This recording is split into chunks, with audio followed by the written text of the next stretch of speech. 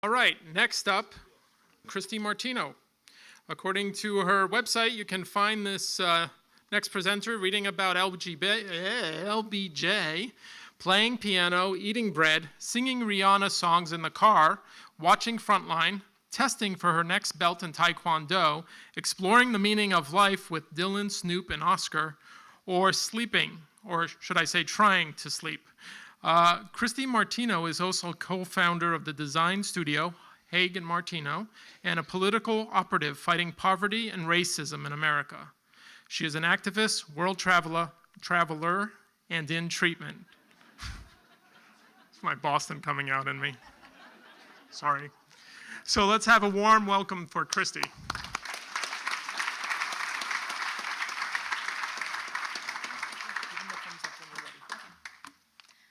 I should just mention really quickly, there's some bad words in this. If there's kids, I'm not going to strip naked or anything, so it's not too bad. But I'm ready. So I want to ask you guys tonight about heroes and villains. This is my father. This is Officer Angelo Martino.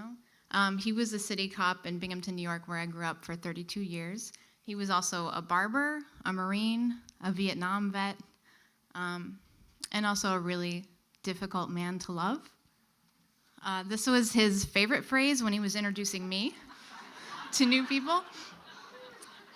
And probably true. But some of his other favorite phrases were things like Jesus Christ, not in the praying way, jag off, jive timer, and he regularly used the N-word in our house, which was very painful for me. So I'm trying to think about, what do I do with that? How do I love him? Do I pick a side? Do I figure out, do I need to find some other way to love him? And today, I want to challenge you to sort of think about the things that you love and hate and why you do those things. I think it very much defines us as who we are. So let's start with a really easy guy to hate. This is Goya's Satan devouring his son. So when you think of evil, when you think of bad things, we call people the devil. We call them evil. There's really nothing good about this. There's nothing that we can relate to. But let's take a different look at him. And I'm not trying to get anyone to go on the side of Satan. But, take a look at this. This is Gustave Doré. The anguish and pain in his face. The story of the devil is that he was cast off. He was abandoned. I think I have daddy issues. He has daddy issues. So there's a reason why Woody Allen comes after the devil. He's accused of monstrous child abuse, and there's no doubt that he had an affair with his much younger adopted daughter, Sun Yi. And in this photo, which I think is a really striking photo, you can see some of his other family members who have since come out against him as well. So what am I supposed to do with that? That's terrible. I want to fight against that. I don't support that. But what about this scene in Hannah and her sisters? It's this amazing scene where he's thinking about committing suicide. He's given up on life. There's no God. What's the point? He's perspiring so much that the gun actually slips off his head and shoots. And so to me, that meant so much to me. I got so much out of it. As someone who struggles with depression all my life, it was this brilliant way that he made it so bittersweet that you could sort of step back and say, wait a second, and let yourself laugh at yourself a little bit and just enjoy life a little bit longer. And the way he writes that is so brilliant. So am I supposed to feel bad about that? Can I enjoy that scene still? I don't know. LBJ, we mentioned LBJ, the epitome of heroes and villains. LBJ had this series of aggressive tactics to get what he wanted. He was known to kick his opponents in the shins and leave scars, even as vice president. He also forced his staff and aides to take dictation while he was in the toilet. However, LBJ got the Civil Rights Act passed. JFK could not do that.